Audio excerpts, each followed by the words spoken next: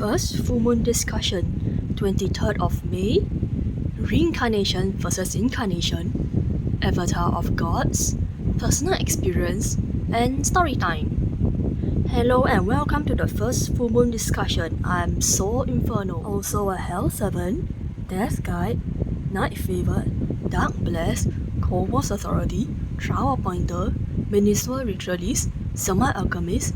I'm the father of civilization, mother of tribes, five-path traveler, Akashic Librarian, and Shepard of New Blood.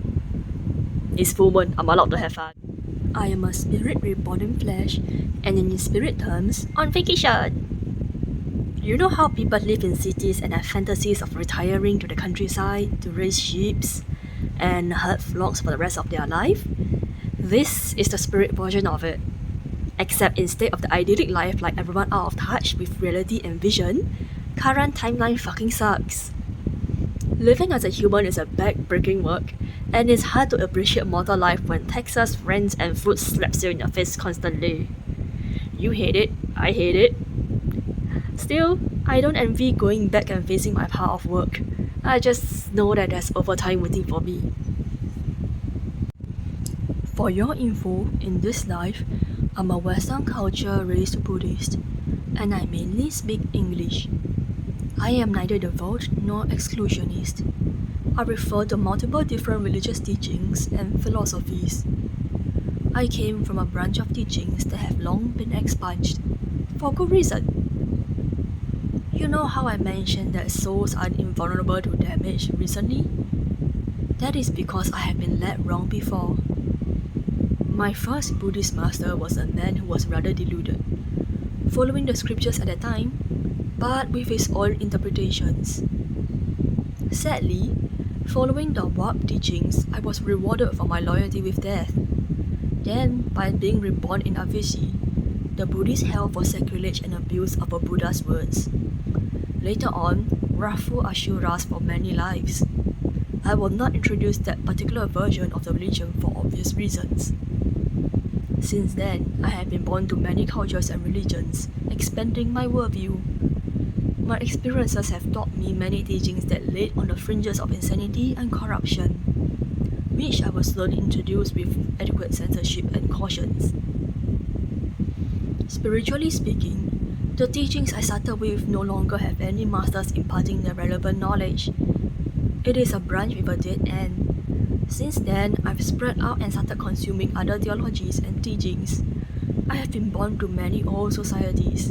Some I recall, most I've forgotten. I juggle several non-English theories and translate them into English for mainly Christian-raised audience.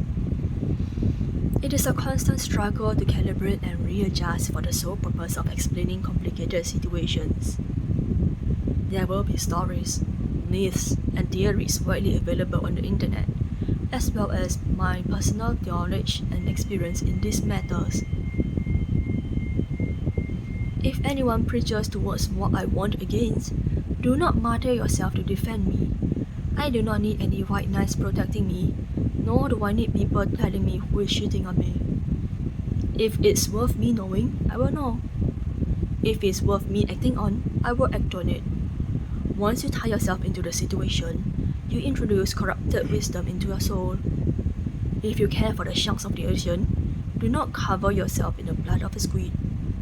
I'm an indiscriminate hunter, and if you smell like food, I eat. Recognize that the words online are made by people behind a screen. Ignore the ones behind a screen. It is the creatures whispering behind them that I'm interested in. So long as I can grab that bastard, I'll freely ignore their agents. Everything that is dangerous, so keep an open but cautious mind. Remember to protect yourself before you watch the rest of this video. Be fed, be hydrated, be chill, and I'm going in. For this full moon, we will discuss the difference between incarnation and reincarnation, with a focus on gods. After that, I will introduce what an avatar is. Reincarnation is like bunny hopping through many lives. There are many theories as to how beings have souls. Some agree that all things have souls, including objects. For them, it is not a soul per se. It is a spiritual energy or spiritual essence. There are no differences between the soul of a rock and the soul of a man for some. It's different in mainstream Christian Western beliefs as they clarify between what spirituality a person has and what a dog or a plant has. In some cases, the common understanding don't believe that other creatures have spirituality. Only humans do who have souls. In reincarnation, the concept of spiritual energy moves through multiple lives. From one life to another, there are many breaks in between. It's not uncommon for souls to rest. They may choose to chill or offer their aid as spirit guides, or to other people as the descendants of the family tree. In my experience, it is easier to reincarnate into a spiritually similar creature, like how a fox runs a canine hardware on a feline software. It's easier for them to reincarnate as a fox than a cat as a platypus. Not to mention the part where a spirit reincarnates into a concept, personification, or physical substance. For an easier understanding, it's not common to refer to this life hop as reincarnation, and rather is better known as spirit, essentially from souls to spirits. As reincarnation itself has attached implications and concepts, it is frequently limited to living creatures. The same with souls. As for spirits, there is a wider range, as living creatures, places, objects, even celestial patterns can be said to have its own spirit. However, spirits mostly excludes humans. While there are phases that speaks of a human spirit, it is not spoken in the same manner as a soul.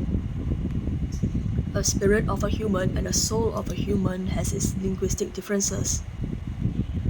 The why of reincarnation is a long-time debate. It will not be solved today as the concept exceeds my understanding. What I do know is that life goes on, and so does the spirit of all creations.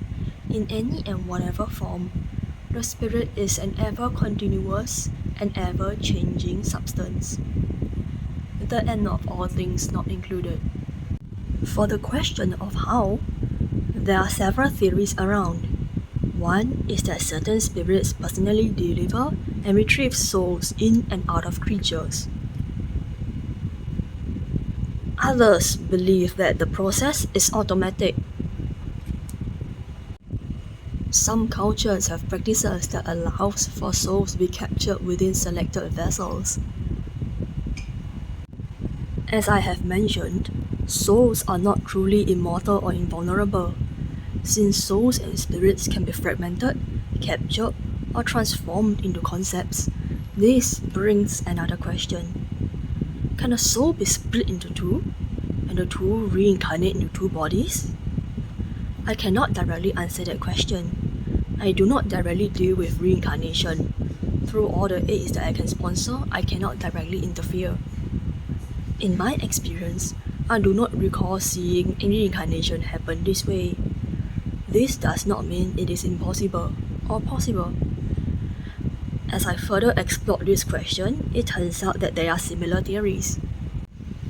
In twin flame theories, one of the explanations is that a soul that has gained enough power will be split into two, and those two would share a certain connection, supposedly even stronger than soulmates. I'm not part of the romance spirituality sphere, so I cannot comment more about this.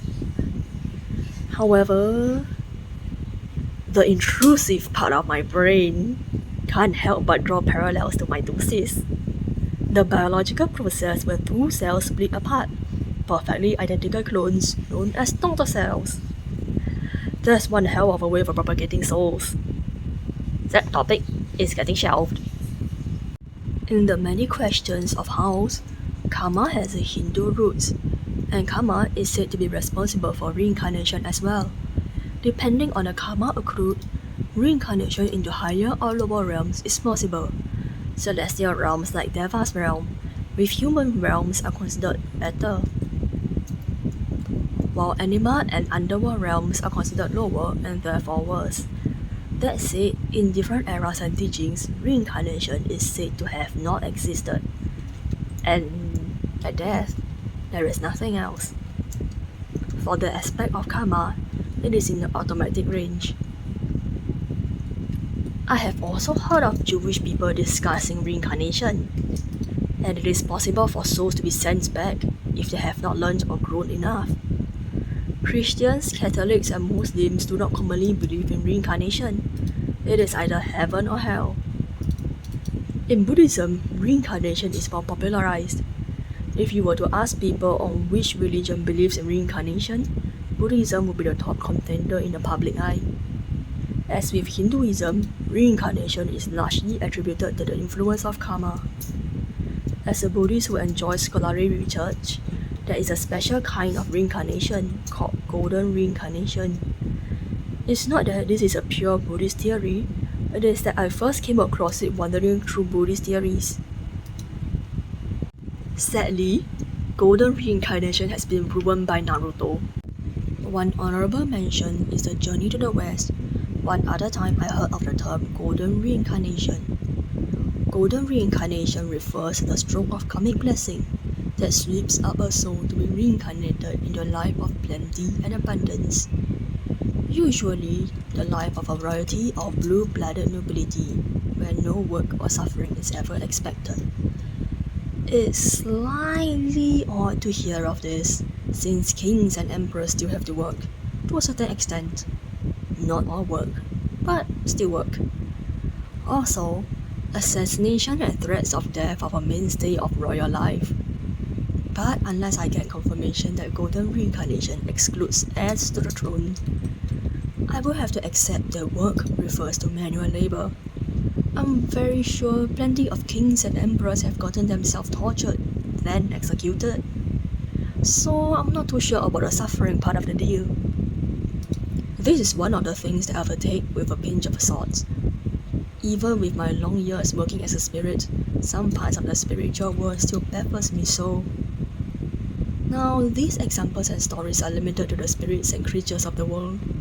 There's a better list right off Google and Wikipedia. I will not narrate the whole page. So that's a reading homework for you if you are interested. Incarnation. While incarnation and reincarnation have been used interchangeably, I will straighten out the terms here. Incarnation is a term that refers to a portion of a spirit or deity manifesting or inhabiting a physical body. It does not have to be a living creature, it could be an object. Reincarnation means that the entire form is removed from the plane of existence, going through the reincarnation process, to be born into a new world or plane of existence. Incarnation means the form still exists. It's in its usual place, as a tinier fragment of them is born elsewhere.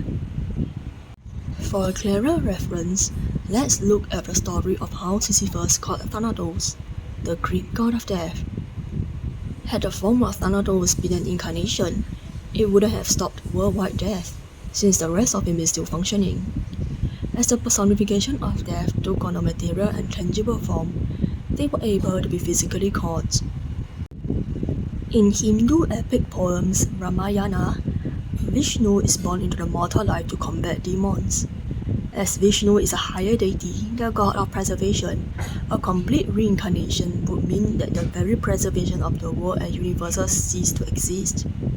Of course, you could argue that once a deity exceeds a certain level of universal existence and power itself, existence is beyond mortal, immortal, incarnation or reincarnation. A capsule of all the skies in the world wouldn't mean that skies above us stop existing. But that's way too deep for today and way too complicated for the fourth video of this channel. For Vishnu, his incarnation has few restrictions. His godly nature was apparent even as an infant. In other words, just like anime, power levels matter. When you're as potent as the universe itself, screw common logic. Fuck restrictions. Unlike the rest of us mofos who have to sacrifice power and memory, greater gods like them can skip through everything inconvenient. Continuing on to the main goods. Yes, gods can reincarnate. For sure, incarnation is preferable. To reincarnate like other creatures is to give up a portion of their powers and memories, and to strip their body of the very essence that makes a being a god. Now, for different religions and cultures, what makes a god can be very different. In a monotheistic religion that has one main god, reincarnation is pretty much unheard of. Even when they call it reincarnation, the presentation makes it seem more like incarnations. I have to warn you that I'm not so powerful as to pry those secrets from high deities, so my information could very well be incorrect. In the examples of Jesus Christ, the many denominations and branches of biblical study fight over the very nature of his birth. Since I'm not here to start a political or religious debate, I'm going with the widely known concept. Christ was born, he died, then ascended. The common form of Christ's birth would point that it is a reincarnation, or the depths of his powers were mysteriously both humble and indiscernible. It was widely known that he was pretty darn mortal. At least, he could actually die. Through the sacrifice of his life, he gained or regained godhood. If you are a believer of Christ is God, then he came in the form of incarnation, within a mortal body. If you believe that Christ is not a god, then it's reincarnation. I understand that the theories are complicated. On the Greek side, one of the older stories of Heracles reveals him as a son of Hera and Zeus. To enjoy the pleasures of flesh and mortal joys, he reincarnated as a human. Due to his latent divinity, he can be seen as a demigod. In later stories, both Hera and Zeus became more and more unhinged, and the relation was forgotten. That's another topic for another time. For normal non-god spirits, incarnation are often out of the question. A split in their powers and resources can destroy the spirit. Only the more powerful ones, or those with resourceful backers, can afford to incarnate. Otherwise, reincarnation is the only recourse to complete a task dear for them. That's it. That's what descendants are for. Familiar blackmailing, bullying, enticements certainly gets the job done. At almost zero personal sacrifice. Yay!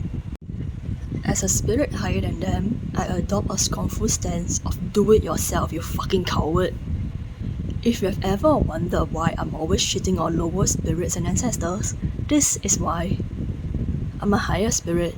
I've already stepped into the celestial plane and come into contact with gods. My status exceeds god ancestors. I've literally fallen into hell for blasphemy and sacrilege. I've worked my way up. I know many things about gods because my role is flexible, and I'm basically a freelance secretary.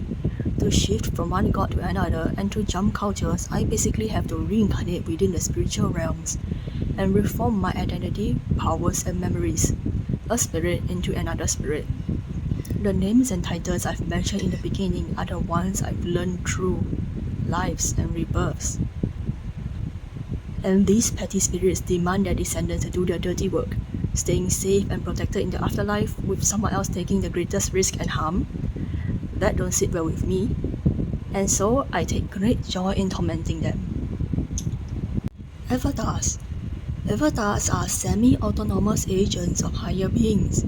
They can be formed for any reason. Priests and worshippers of a god, demigods, favored and blessed. These avatars can receive direct orders and act in their stead. Seers and oracles, for example, can be mouthpieces of gods, or spies into fate. Sometimes they act on particular orders that can be difficult to accomplish were it any other. Avatars have often a crazed infinity towards the spheres of their patron. As such, their personalities can be quite similar. Avatars can also act as peepholes for their patrons. Part of their sensory experience can be transmitted back. Spiritual energy refinement, transmutation, recovery. They can be sent to their patrons to deal with. So when examining by an unknown, they might think they see a genius, rather than a person with a divine backer. Also, for the uninitiated, it can be impossible to discover the divine doorway that functions as a dumbwaiter within said person. Gods, after all, have their own ways of disguising their avatars. Not always, to be fair. Some avatars are clear even from infancy, and might even be declared a manifestation or incarnation of a god. Obviously, not all personal crack can be shoved into a god's shelves. It is you who are the worker, not your boss. Unless you feel like getting punished for insubordination, that is. One other function of an avatar is as a convenient vessel for possession. It might be possible to take over the avatar, depending on how well built the avatar is. It can take years, if not decades, to train and build a body capable of withstanding and synchronizing with a god. Which is why most of their avatars are their priests and priestesses, who invoke the god to possess them through training, rituals, and ingestion of herbs. Some dance themselves into the trance. Avatars have an inbuilt goal to prime themselves for the eventual possibility of their patron incarnating within them. I know of Muay Thai bouncers who train religiously in a literal sense. It is both a sport and a worship. Tiger gods, elephant deities, they are a popular choice. For an outsider, we might consider these deities as something of a familiar or a spirit guardian. But once you come in contact with them, these spirits' energies are very much beyond. The Thai spirits pack one hell of a punch. Another topic, another time. The keen-eared viewers might have noticed certain keywords that appear in my intro. Of my names, that are blessed and favored. I cannot tell you the identity of those sponsors, only that they are each different sponsors. Mostly because I myself have not figured out their identity. Before I was born, or through reincarnation itself, I gave up most of my power and memories. So now I'm left with faint impressions and fragments of visions. Sometimes I'm visited by gods, and then I freak out. Cause at this point, meeting even just a fraction of them in an abstract concept within a dream is enough to take out my power lines and leave my brain toasted for days. I have met several and learned a few things. One is that my main patron, who is very active around me, is Kalima. Yes, I'm Buddhist, but she doesn't seem to mind or care. I'm not sure about her avatar, she has never confirmed it either. I've said that avatars usually have direct lines of communication. When I see her, I short circuit. There have been extremely vague, indirect messages due to the weakness of my spirit and flesh. She gave me a curious quota: kill 100,000 demons. For those who are watching, I'm not shy about this. We are bait. Don't worry, I've seen cults start shit like this and kill a whole bunch of innocent people.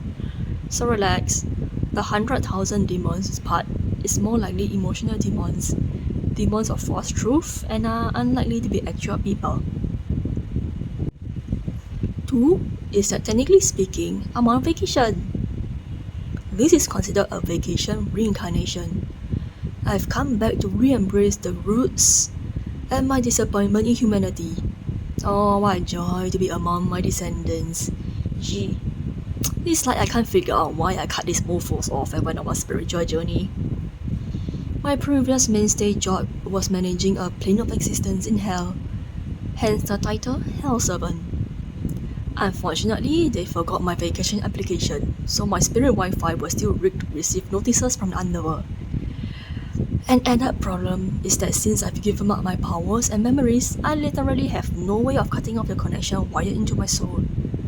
So throughout my life, especially when I was nearing my spiritual awakening, I kept receiving breaking news and emergency pings from the underworld. It sucked.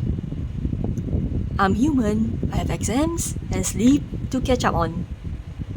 Would it kill you to shut the fuck up? So when I'm forced to return from vacation time because some bastard hit the summon all personnel button, I'll throw a hissy fit, eat their food, and bully the low-ranking hell demons thingies. After a few years of being an utter menace, they managed to finalize my vacation schedule and cut off the trans-dimensional instant messaging that's been rigged at me. For that, Phone helped in tattooing a soul brand. It helps to keep the secret safe. So when people tell me they do soul magic, I laugh in their face. Real magic is when one elder god binds you to an NDA clause, and another hands you a hit list to complete on your vacation time. Even Agent 47 didn't need to work overnight, whereas my idyllic idol's countryside gardening contempt. Thirdly is that as if the NDA wasn't enough, I was also branded by the spirits under Kalima with a true name. It overlaid a separate identity and guides my awakening. As an added perk, any spiritual tracking is going to end up being massively messed up with false information. Say what you want about gods and higher spirits, but they invented DDoS first. You can screen through my words with your own spiritual means, but stepping into my identity and existence is going to get you so fucked up. Plus, you look like food. Well, that's enough for this full moon. The next video I'm back to being an occultic scholar and the likes. I believe Vesak Day falls on 20th May, so happy belated Vesak Day.